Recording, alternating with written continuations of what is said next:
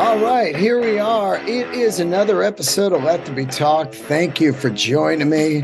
We're going to be sitting down today talking about all kinds of stuff that has been going on in this last week. Sometimes you just cannot believe the amount of music and film and comedy news that just hits in just a few days. It's like, wow. Anyway, welcome aboard. It is September 11th, and I want to thank you guys for coming out to my shows in La Jolla, California. Over the weekend, I did 5 headlining shows, and the audiences were just incredible. And man, it is a workout to do 5 1-hour shows in a weekend. It is to stay focused and to be engaged with the audience and remember the new material, some of the old, just mixing it all up and having a great time. It was awesome. And thank you, La Jolla Comedy Store, Mike, Vin, and Ryan, for having me out there. And I did the podcast out there, Mike Vin's La Jolla Comedy Store podcast. And that'll be coming out pretty soon. Anyway, also, no matter what year it is or how long it's been, I constantly want to send love to everybody that lost somebody on September 11th. And I never take that lightly. I'll never forget it. And I just want to say that real quick. Doesn't matter how many years pass. It is definitely a deep, deep wound in America and a dark, dark time. And a massive, brutal wound to New York City. So I want to get that out there just to get that straight, people. We got to send our love. Anyway, we got a lot to talk about today. Yes, we do. And we can start that right off with what seemed to be a massive just boom across the internet with AC/DC dropping a little nugget over the weekend. Whenever AC/DC drops something, of course, it's going to immediately grab my attention. A long lifetime loving AC/DC freak that I am. Most of you know that I love AC/DC. I have Bon Scott tattooed on my damn body. I have a man tattooed on my body, and doing a tribute to Bond for a long, long time, and just madly in love with the band. That's pretty much it. And I like to say that I am, of course, I totally love the band, but there are those people out there who are whatever the band they love.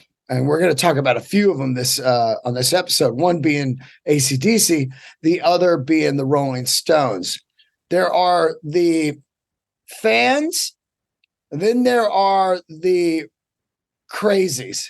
You know, no matter what the band does, they don't give a fuck. This is it. And if you say anything like, I don't really like that song, you're like, you fucking, you know. Metallica has that also. And, I think that's a good thing when you have a band and you have super fans. I mean, it's so hard to keep people interested in something, especially, 5 years, 10 years, but, 40, 50 years, people are still into something. That is very, very rare these days. So, my point is, I'm going to be talking about some stuff with AC/DC, and some, I'm sure people are going to be like, what? Oh, fuck you, or whatever. But,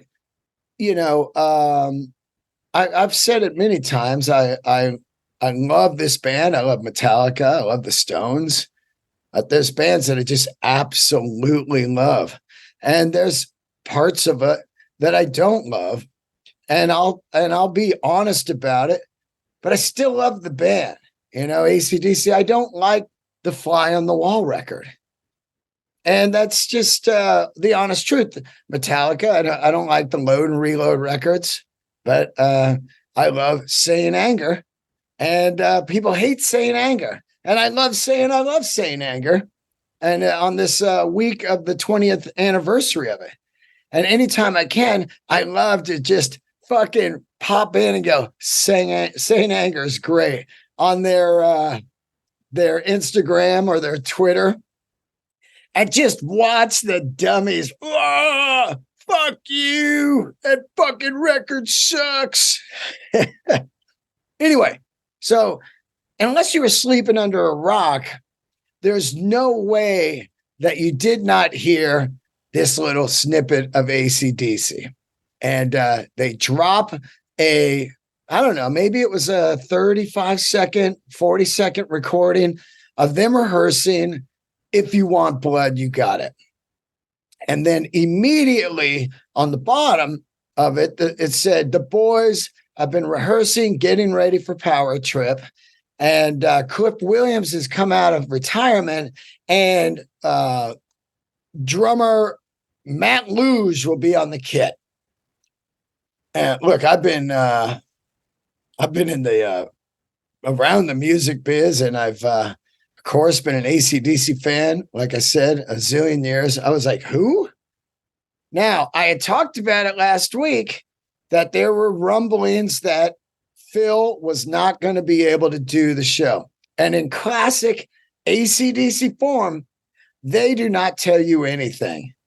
And this is how it's always been with that band. And it is why they have that giant mystique still. And which is really still stuns me that I had him on the podcast for long form interviews, because it doesn't really go down with those guys. It's always like 5-10 minute snippets, and it's very locked in. The record was wrote between 90 and 91. We recorded with Mutt Lange, whatever. It's just business.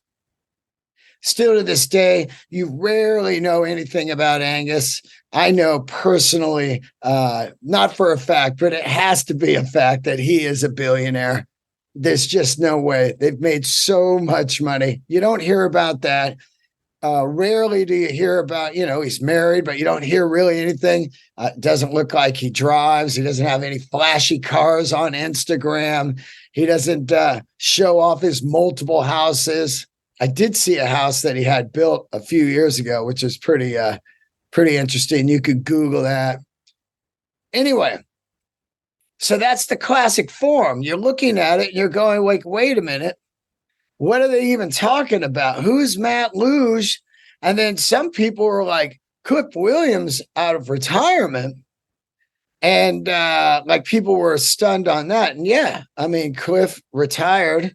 He said it right on my podcast that when they put out the last record, that, he would probably only do maybe 4 shows.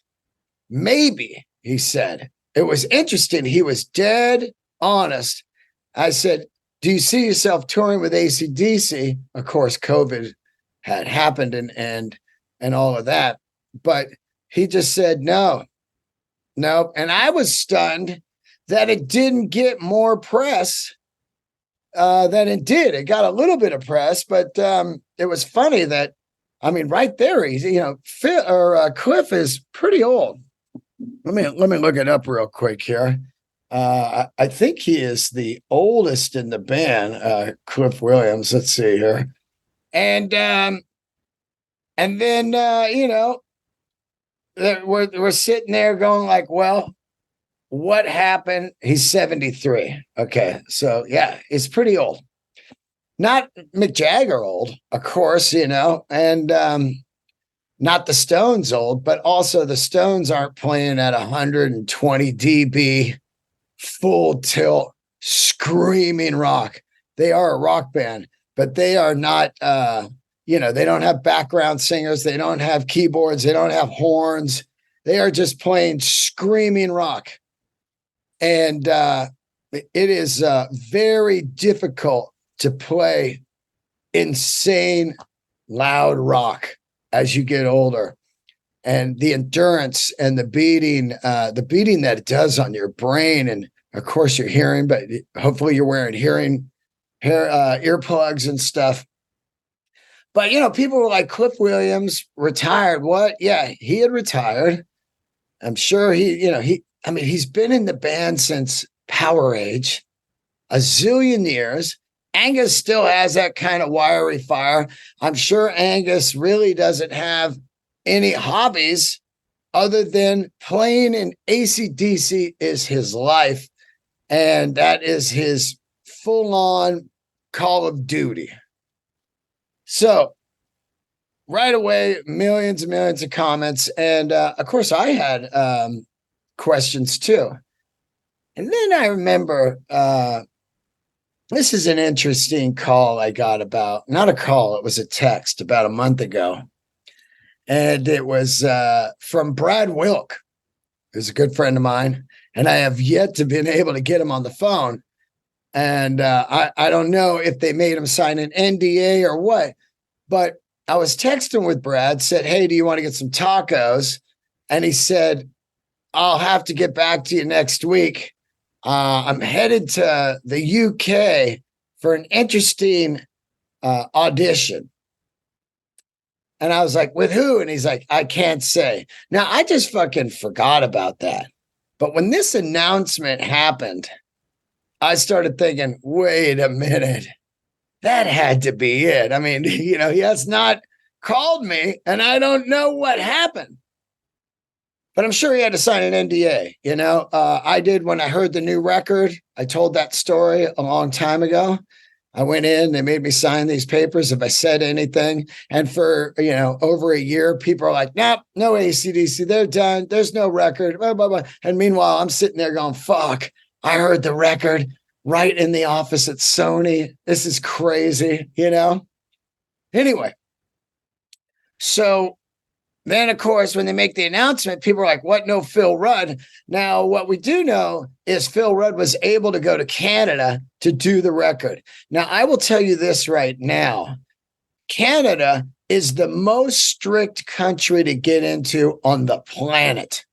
I'm telling you, man, if you got a DUI and you pull up in your car to get across the border, they run your passport and then they go, no, come on in the office. You got to go in there and then you got to explain what happened. They might let you in if you pay $250.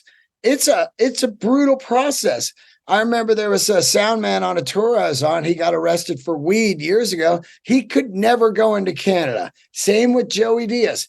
Joey Diaz could never go into Canada. If you have any kind of arrest, track record, felonies, stuff like that, you can't go in.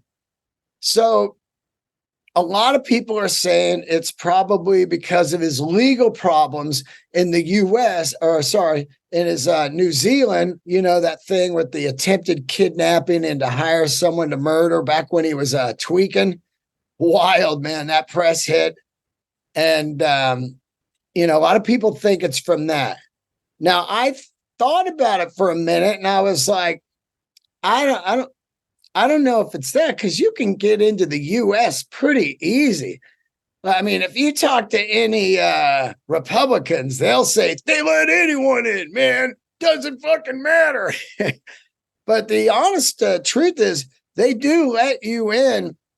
It's pretty easy to get into the U.S. So I don't know really if it's the legal stuff, because I'm telling you, like I just said, Canada is insanely hard to get into. Now, AC/DC, I said it a little while ago, are definitely billionaires. They can pay anyone to get in. They could just say, who do we talk to?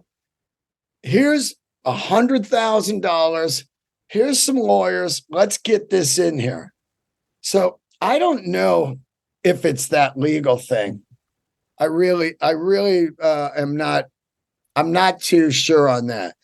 Now, who knows? Maybe Phil said, hey, man, I want this amount. And they said, no, I don't know what it is. But I do know when they announced AC/DC was playing PowerTrip, I didn't even know who might be singing. And I said this before, but, Brian had the ear damage, had to leave the band. We know that. Axl filled in, finished the tour, and then they went away for a long time. Then they secretly did a record. Brian was singing. He sounded fucking good. And we're like, oh, okay.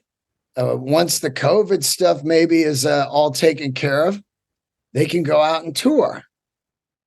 Brian has not sang, other than in the studio, in years live an AC/DC full set, which is usually around 2 to 2.5 hours. He has not done that in a long time. He has sang at the Taylor Hawkins, memorial, and he sang a couple songs with the band at the O2 Arena. I didn't know who the band was, but I think they did Back in Black. I watched it. Yeah, they did Back in Black, and they just shook me all night long. And, it's got to be a struggle for him at his age now. And like I said, I do a tribute to Bon Scott every couple years. I'm in excellent shape. I work out, I eat clean. And I will tell you this right now, it is fucking hard to sing 2.5 hours of AC/DC. And if you haven't done it in 5, 6, 7 years, it's going to be even harder. So lots of questions immediately hit the internet. Who's Matt Luge? I'm assuming that's how you say his name. L-A-U-G. Is that how it is? Let's see. Yeah, L-A-U-G. Who's that? I bet he's never had his name Googled so much. It's absolutely crazy how fast his Wikipedia was updated. That was funny, man, because when I looked at it, it was like Matt Luge is an American drummer who has played with many bands such as Alanis Morissette.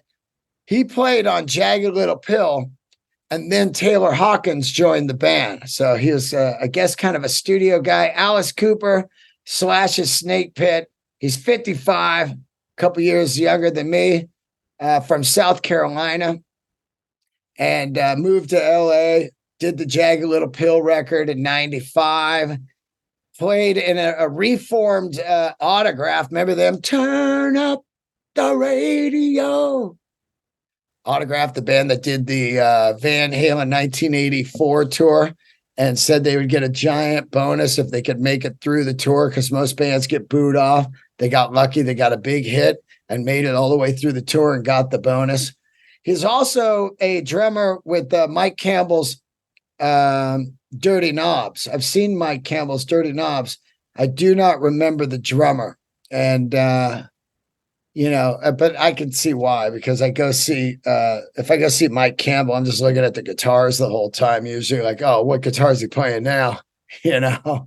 Anyway, this is on September 9th, 2023, AC/DC announced they were performing with Matt. Is it Loog or Laug? I don't know, because I haven't heard his name yet. So it could be Matt Laug. It could be Matt Luge. I'm not sure. I'm not the smartest fucking guy on the planet, especially when it comes to people's names that aren't, Ted Smith. So, lots of questions here. My first question is, when they did announce they were playing PowerTrip, like I said, they didn't say who was in the band for a little while. And then I think they might have got a little nudge because, maybe the PowerTrip promoters, Golden Voice, were like, well, make sure you drop the lineup so we can, get the tickets selling. I did think AC/DC could just really kind of sell out anything just with the logo. And then people later would question who's in the band. They buy the tickets right away, and then they go, wait, who's in the band? And it's weird that we're at that state of AC/DC of who would be in the band. Why isn't Phil Rudd doing the gigs?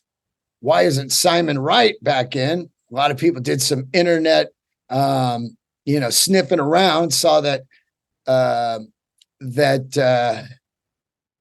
Chris Slade had gigs, so he wasn't going to be in. And he'd been drumming on and off with him for years. And a lot of people thought, bring back Simon Wright, from the Flick of the Switch tour on, he was playing, and there were those names going around. And, I thought, well, the drummers I thought they could do it were, Brad Wilk, of course, but Steve Gorman. Steve Gorman plays my Bon Scott tribute. He does the bulk of the drumming on those. I have different people play. Of course, Bill Burr has played drums. He's one of the drummers on the Bon Scott Bash. So is Brad Wilk. So is Dave Lombardo. There's a lot of guys that play drums on the Bon Scott Bash, but the main drummer is always Steve Gorman. And this guy has got the Phil Rudd feel. Another guy that could do it, I thought, was Ronnie Crawford, who was the drummer in the early Bon Scott tribute stuff, and an old drummer in my band who played with, what was her name? I forget her name now. That girl that had the glasses, little the nerdy woman that had the big hit. I can't even remember her name. My brain doesn't work anymore, man. Anyway,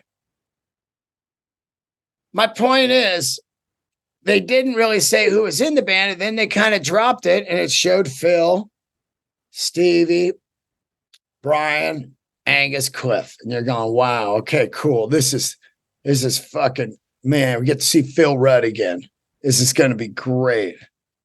And then it didn't happen.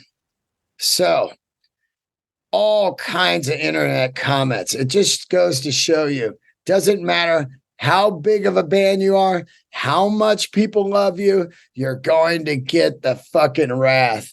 And for that, you can go to the old Twitter, now called X, which no one calls it X, and I don't think anybody ever will. It's a lot like a football stadium when they rename it, like Candlestick in San Francisco. Everybody just called it the Stick forever, no matter how much people fucking paid to get it sponsored. They just called it the Stick or Candlestick. So they dropped the clip. Power Up.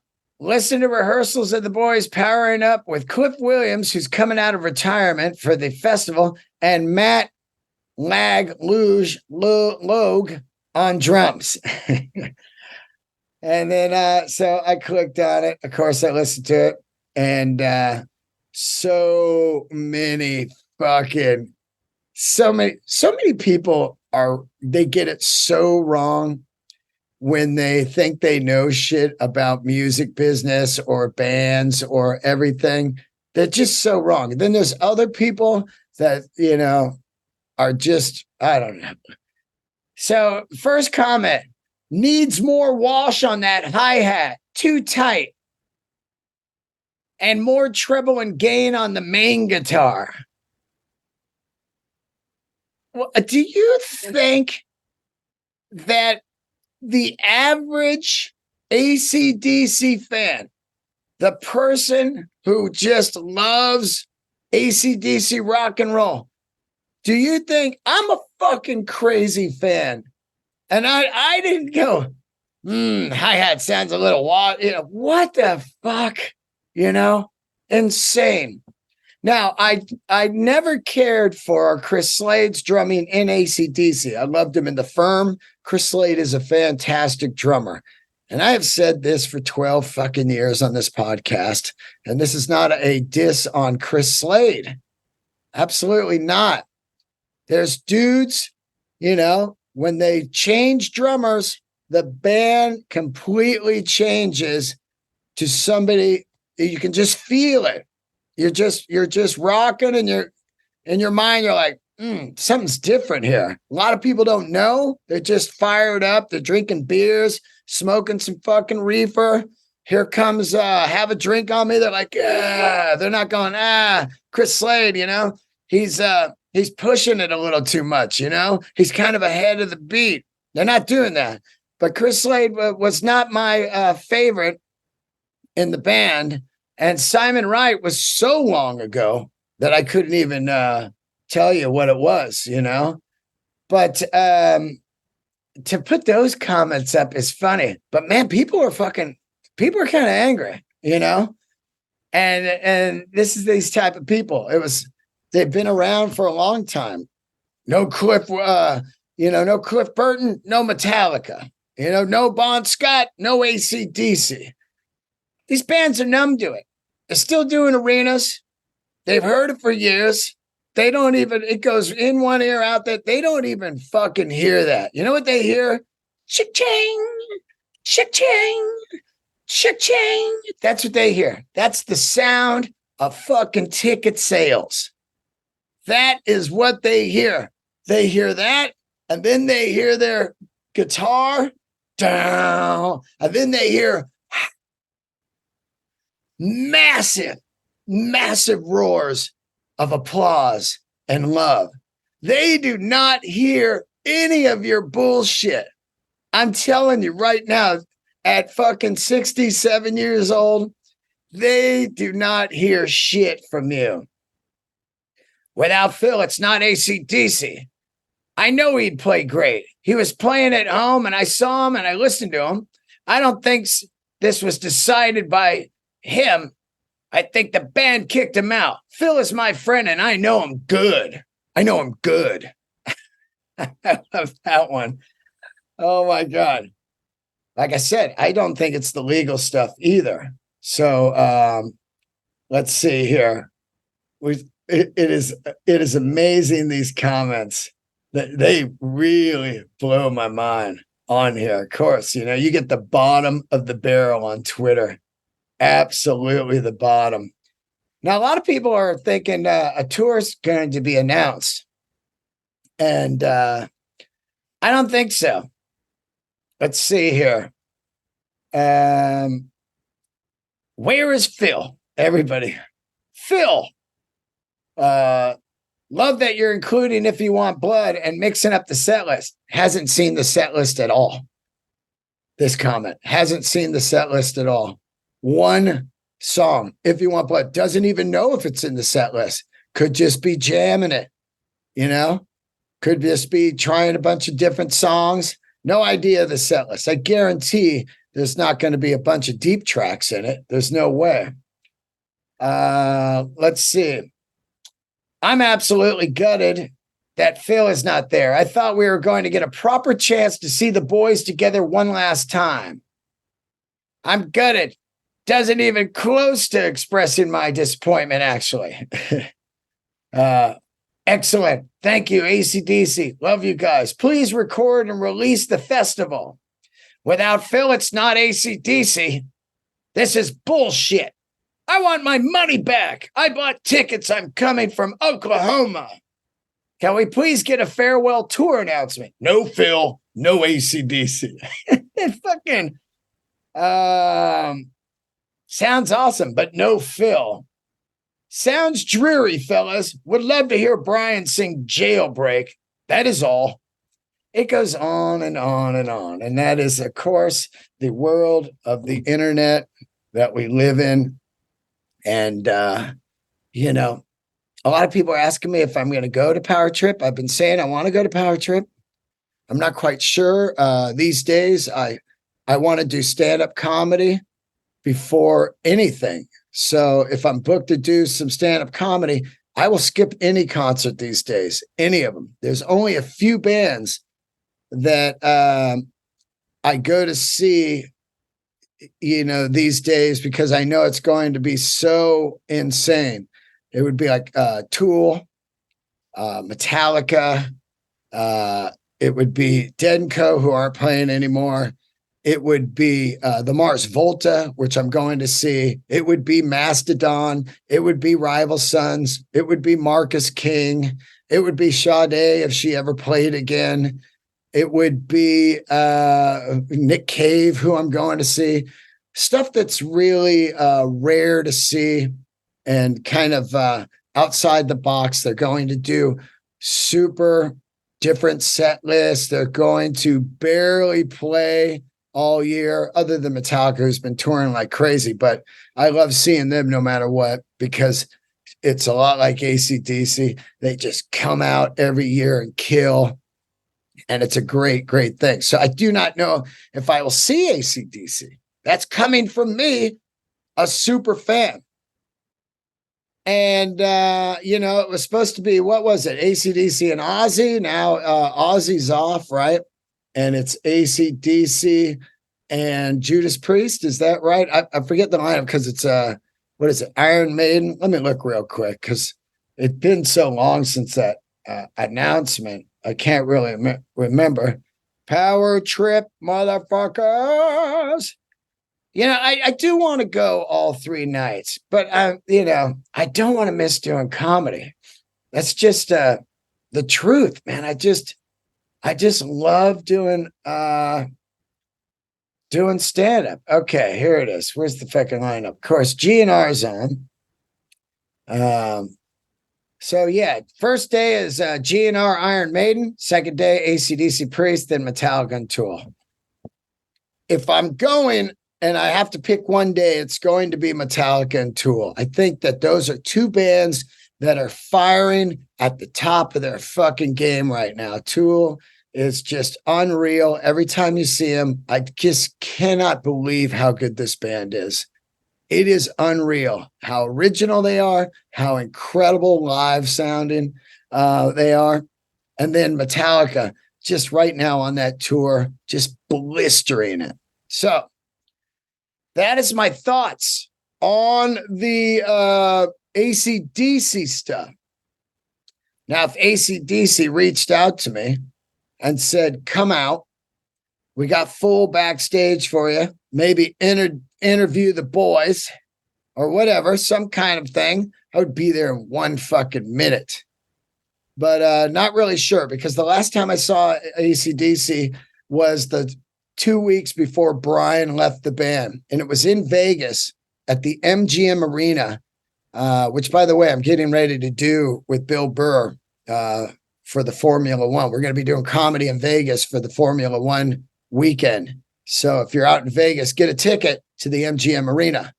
And don't forget, I'm doing Madison Square Garden with Bill also. I just want to throw a little plug in there for that.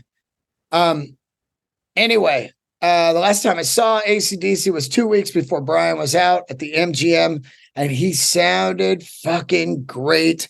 The band was so good. Me, Greg Riley, and I think my buddy Luke went, and we just had the fucking time of our life, man.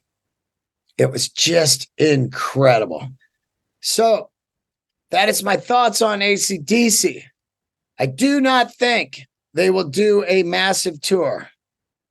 I think they might maybe do, let's say, 10 shows total, 50-year anniversary. Be something like Wembley. It'll be something like, something huge other than PowerTrip, which is huge. Something like, who knows? Maybe a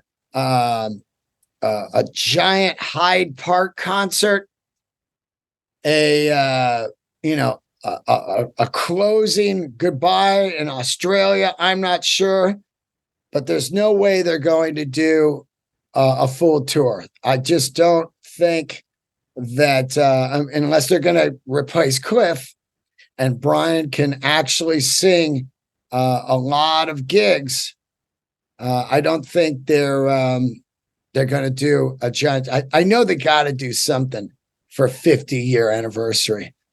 And I said it before, I think it'd be cool if Angus did a Angus Young and Friends tour and just toured America with some insane musicians doing the band, doing Bon era, doing Brian era, full celebration, different guys on drums and guitars and everything, and Angus just tearing it up. Like when you see Angus play, sometimes he sits in once in a while with Guns N' Roses. Super cool. He did that out at Coachella. So that would be cool. If Angus wants to just keep playing till he's 100, I'd love to see that. So that's my thoughts. And, DM me or don't even DM me. Just tweet at me on Twitter or Instagram and tell me what you think. Which, by the way, I did mention, speaking of staying in shape and rocking, James Hetfield. I want to give him a shout out because I know that people love to shit on people when they look bad. You know, they go to their Instagram photo, they go, "You look like shit. Lay off the donuts, Porky." You know, as they're sitting there on their couch with fucking, you know, potato chip dust and, you know, ho stains on their cheeks, just fucking awful looking humans shouting out at celebrities. "You look like a piece of shit." People are just, I've come to the conclusion that I need to name my comedy special "People Are Garbage." But anyway, I want to shout out to Hetfield because this guy is looking amazing. This guy looks fucking fantastic. There's a photo of him on Instagram a couple days ago. It's just him. And he's like pointing in Arizona, like, "I'm fucking ready. COVID is out of my blood. Let's do it." And he just looks fucking great. Perfect. I don't need the tank top. I don't need a tank top on Hetfield.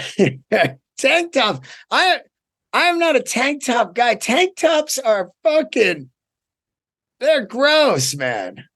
I never understood the tank top. They're fun in the 70s. You put a tank top on your 70s with the fucking some goofy 70s shorts and the white socks all the way up to your knee, you know, and with your Nike Blazers. But tank tops are fucking not rock.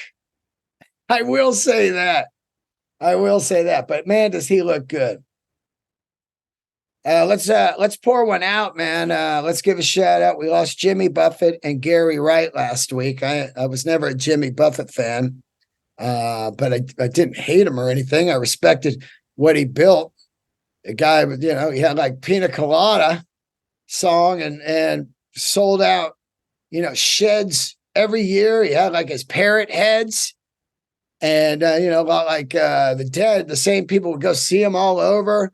He created this full party atmosphere. Like, you know, we're out on a yacht, you know, the president of yacht rock, so to speak.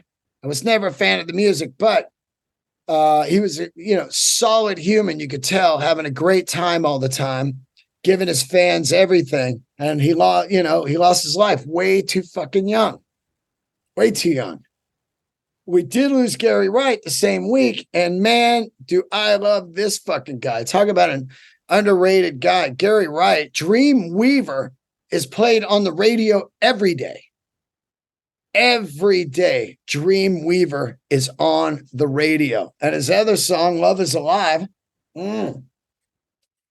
that's on the radio every day. I remember just being a kid in the backseat of my mom's car, just hearing that intro to Dream Weaver, just spacey cool. I just closed my eyes again, hopped aboard the Dream Weaver. That song is so fucking good. My God, that is a great song. It is not dated. It sounds amazing. It could be a Flaming Lips song, man. You know, it's just so good. So bummer, we lost a couple greats there. We're losing them. It's getting that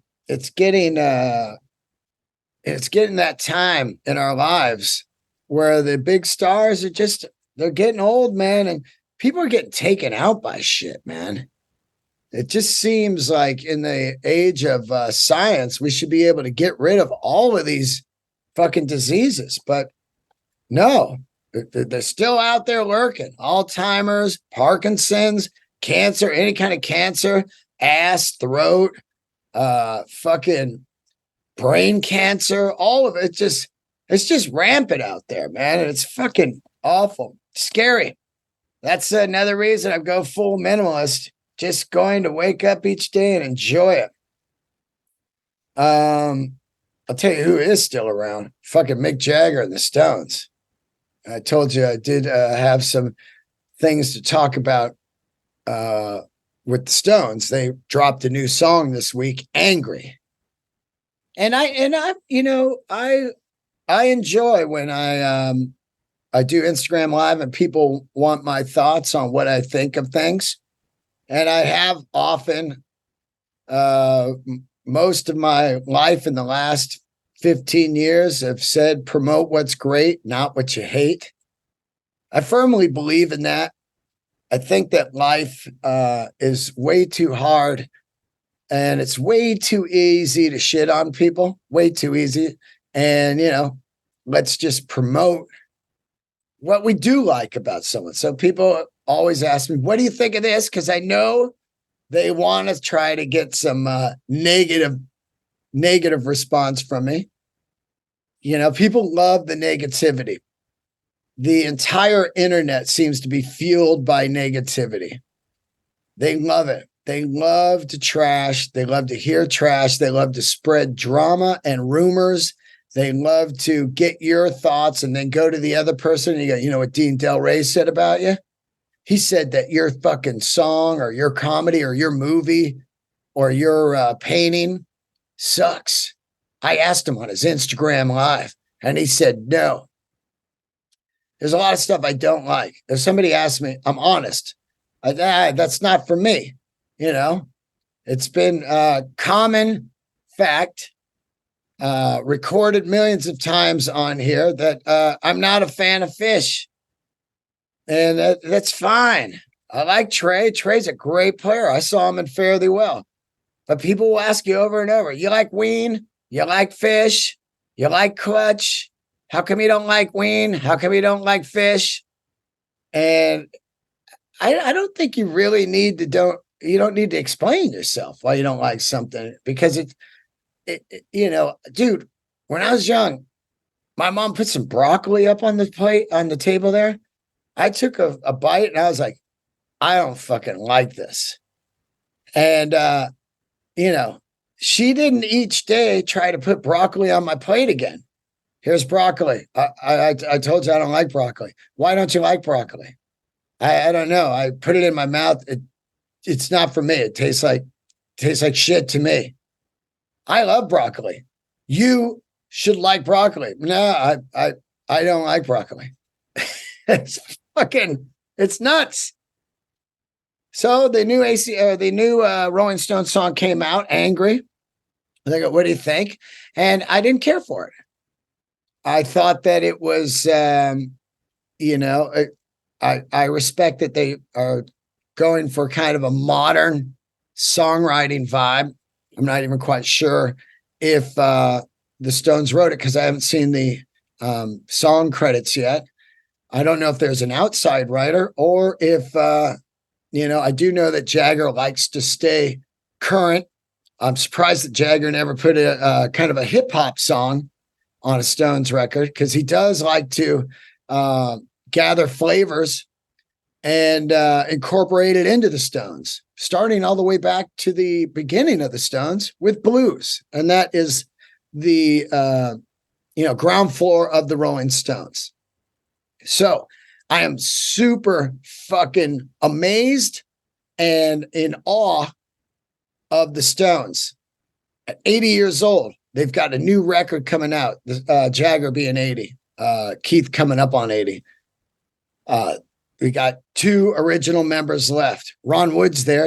He came in later on, but I am in awe of the amount of amazing music they put out over all these years. I am in awe that they still sell out stadiums. I am in awe of how great they look and sound and how in shape they are and how happy they fucking look whenever I see them. And I am in awe of all the people that they make happy. Okay. I fucking love it. The new song I did not like. Doesn't mean shit. They could have the records coming out. There could be 2-3 songs on there that blew my fucking mind. And I am the one who has been promoting and shouting out 80s and 90s Stones for about 5 years. I think people look over a big part of their catalog that I think is amazing.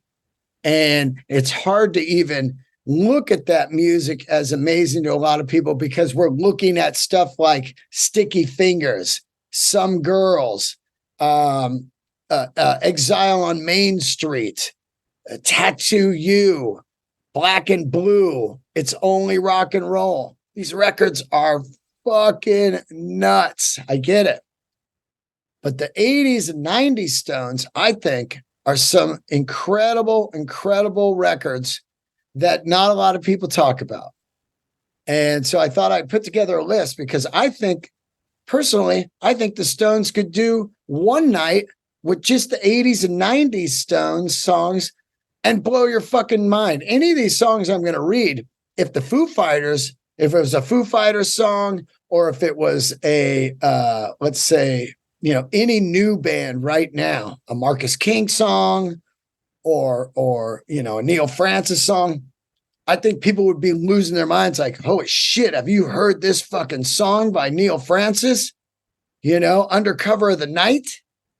Anyway, so I put together a list for you guys and make a playlist for yourself of Stones, and I didn't include Tattoo You because the whole thing is a masterpiece, and a lot of people look at the Stones as Tattoo You, the last great Stones record.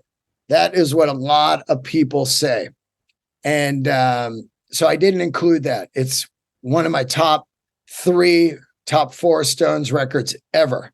It was also one of the best tours I've ever seen. So I started off with 1983. So Tattoo You is 81. After that, 83, they're barely fucking together. They put together a record called Undercover. And on this record, there are 4 songs that are fucking fantastic. Undercover of the Night, She Was Hot, Tie You Up, and Too Much Blood. A lot of people have never even heard She Was Hot, Tie You Up, and Too Much Blood. I guarantee probably 90% of the people out there on this listening to this never heard of that. Undercover of the Night was the single, and it is fantastic. 86, they did a record called Dirty Work. They got the funny ass cover. They're all wearing like kind of Miami colored pastel, kind of bright colored pinks and yellows. They're on a couch. Came out in 86. It had One Hit to the Body. Great song. Not a great record, but they had a cover, Harlem Shuffle, that kind of got them through with the radio play. But One Hit to the Body, fantastic. Now, in 89, they put out what I consider one of the greatest Stones records since Tattoo You. If they would have went Tattoo You and then Steel Wheels, it would have been head explosion. And I've said this for years. I cannot tell you how great Steel Wheels is. The tour was bizarre. The tour was, they played all the songs like 100 miles an hour. It was like, it felt like a fucking cocaine fueled, just like, dun, dun, dun, dun, dun, dun, dun, dun, dun, dun, dun, dun. You can listen to the Steel Wheels tour. There's a live record from it. Everything is just cooking. The band had cool short haircuts. Jagger looked fucking, he just looked like a kind of like an 80s, like late 80s fucking, I don't even know. Their haircuts were slick. And it's the last Bill Wyman record. And man, is this fucking record good. Almost the entire record is flawless. Steel Wheels, 89. It was sad, sad, sad. Unbelievable. Almost Hear You Sigh, one of my favorite Stone songs ever. Mixed Emotions, Terrifying. Hearts for Sale, I love that. My Heart's for Sale. Continental Drift, Slipping Away. Unbelievable, man. Unbelievable. Oh, hold on, let me look here. I think there's I mean, this whole fucking thing. Let me look at it one more time. My fucking phone is hate my phone when I need to look at it real quick. Here it is. Steel Wheels, 89. Sad, sad, sad. Great. Mixed emotions, like I said. Terrifying. Hearts for Sale. Blinded by Love. That's a great one, too. Almost Hear You Sigh. Continental Drift. Unbelievable. Slipping Away. All right. Great fucking record. After that, and now this is just 80s and 90s Stones. Put all these together on a playlist and completely, I mean, this is crazy. This is why I'm fired up for the new Stones record. The new song doesn't mean much to me if I don't like it, because I'm going to probably have 10 or 12 songs from them that I'm going to like at least 2 or 3. There's not been a Stones record that came out in the last 30 years that there wasn't at least 2 songs that I loved. Voodoo Lounge, 94. Man, and by the way, they're just putting records out every couple years in the 80s and 90s. Bam, bam, bam. Go out, do full stadium tours. You know, just crazy. Working, just working. Voodoo Lounge 94, Love is Strong. Great, great video. They were doing good videos back then, too. The Worst, killer. Baby, you're the worst. Keith, killing it. Out of Tears is one of the best Stones songs in the last 25 years. Easily, Out of Tears. And You Got Me Rocking. Just put on Out of Tears. It kills Angry. And probably nobody even fucking listens to it. Out of Tears, it'll laugh at the new single Angry. It has got so much fucking emotion. It is unbelievable. Then 97, this would be the last 90s record here, Bridges to Babylon. Anybody seen My Baby? Good song, man. And Saint of Me. That was a song on there that almost could be a Nick Cave song. You're Not Going to Make a Saint of Me. It's fucking great. So that is my love of 80s, late 80s into the 90s Rolling Stones. And I really think that people, and this is why they are top 5 band of all time, I really think people forget and underestimate how many great fucking songs they've had after Tattoo You. It is unreal, man. And people just take it for granted because they are just that good. And also, I do blame the Stones. I have been critical of bands that play the same fucking set list, minus 2 songs, every tour for 20, 30 years. I blame bands for not dabbling into some of their great, great past. AC/DC is guilty of that. I know a lot of bands want to hear the 15 tunes.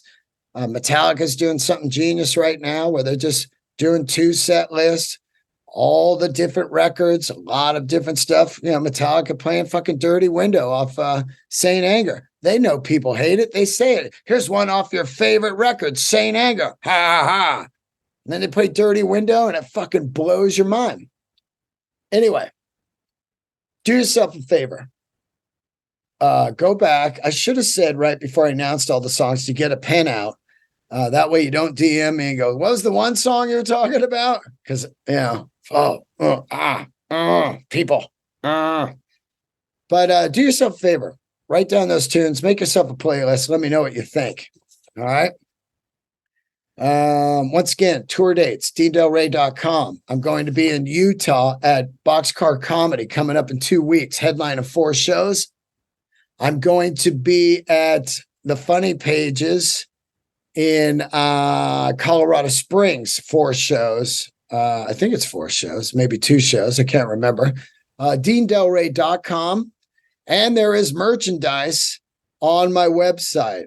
So yes, visit the website.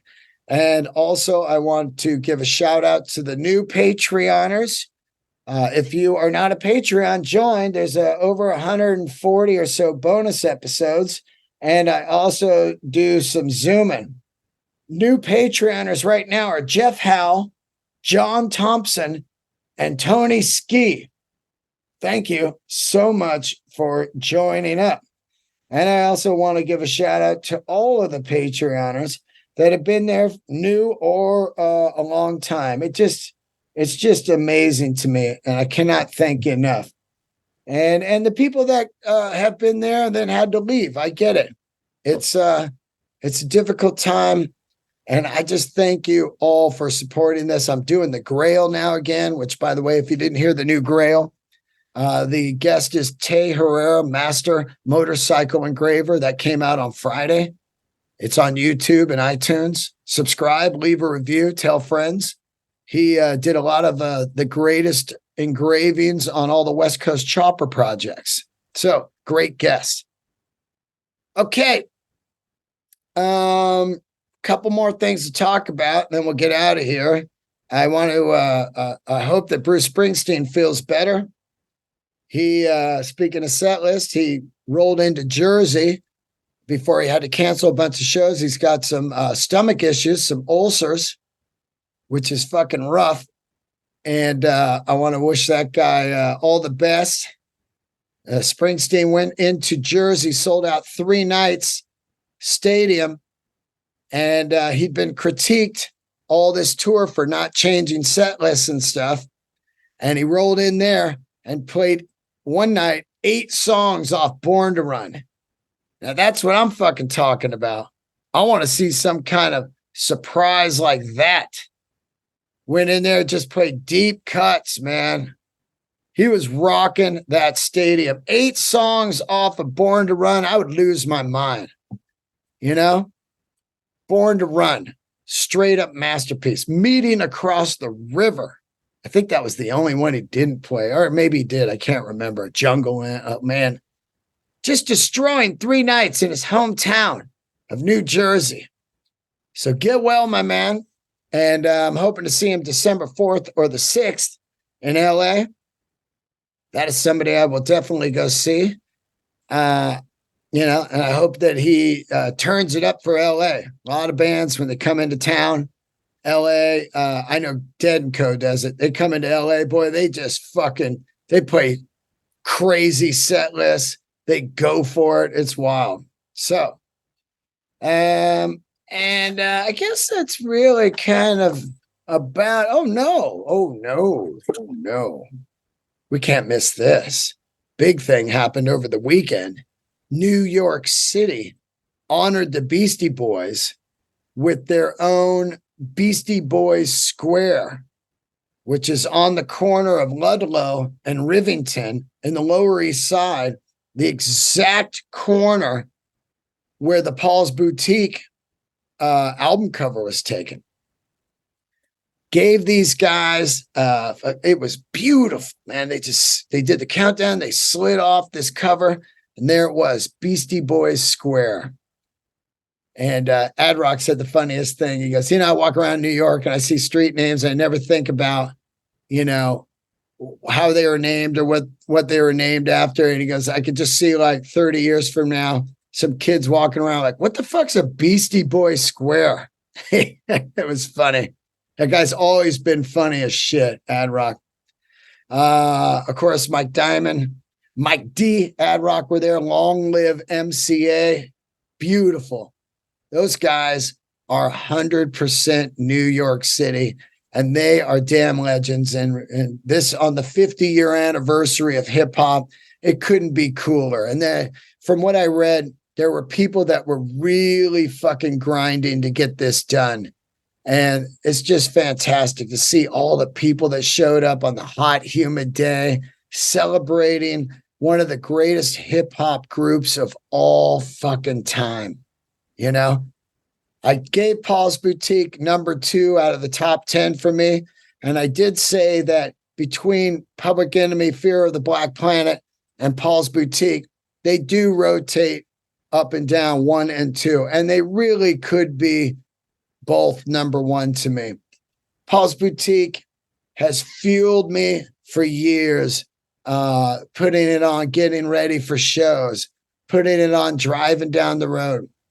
The Beastie Boys, to me, no one sounds like them. No one's done what they did, going from a punk rock group playing instruments with a woman on, I think she played, what'd she play? Guitar, drums, punk rock group, CBGBs, that whole thing, turning into hip hop, dropping one of the biggest records debuts ever, Licensed to Ill, completely turning hip hop upside down, touring with Madonna on that tour, the biggest tour of the time, then dropping Paul's Boutique, being considered a full failure by the dumb record industry.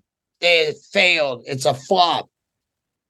And secretly, or not secretly, but slowly becoming this giant underground juggernaut of a record, delivering some of the best videos of all time,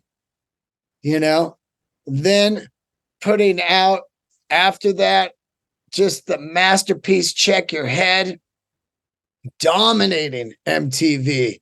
What You Want, Pass the Mic, Jimmy James, then going Ill Communication, Sure Shot, Root Down, Sabotage, then putting out one of the coolest records ever. They're full hip hop. Then they put on the instruments, do Sabotage. Then they drop like a jazz kind of lounge record, the In Sound from The Way Out, which is one of my favorites, man. You just put that on. It's just fucking great party music, And then, Hello Nasty, which was one of the best tours I've ever seen at the Oakland Arena. Full fucking spaceship in the middle, popping out. Just great, man. The green sweatsuits, that tour. I was at Red Rocks. Burr and I are walking down the hall, getting ready to go on. There it is, just the Beasties at Red Rocks in the green sweatsuits on the Intergalactic tour. Intergalactic, oh, unbelievable. So I cannot be happier, and I can't wait. I'm going to the Garden, like I said, to do, I'm going to New York to do Madison Square Garden. And I'm going to go down there and take a picture and just take in that energy, that day. It's down there by Standard and Strange, one of my favorite clothing stores ever. Some of my favorite restaurants are down there. I'm going down to the Lower East Side, and I'm going to salute Beastie Boys Square. I'm going to take in that fucking energy.